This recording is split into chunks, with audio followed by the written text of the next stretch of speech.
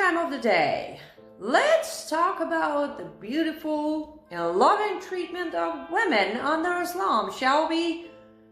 Let's go to Quran chapter 4, verse 34.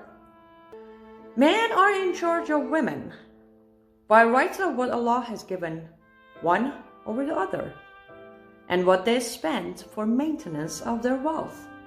So righteous women are devoutly obedient,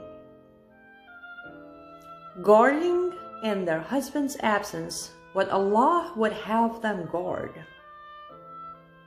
But of those wives whom you fear disobedient, first warn them, but if they persist, separate your bed.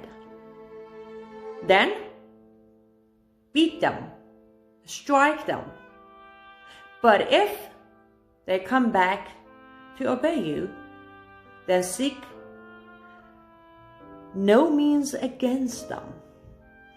Indeed, Allah is ever exalted and grand. You know what, I'm just gonna say it. For anyone who says men and women have equal rights under Islam, sweetheart, you either don't know what equal rights means or you don't know what Islam means. I have a suggestion for you. Grab the Quran and read it.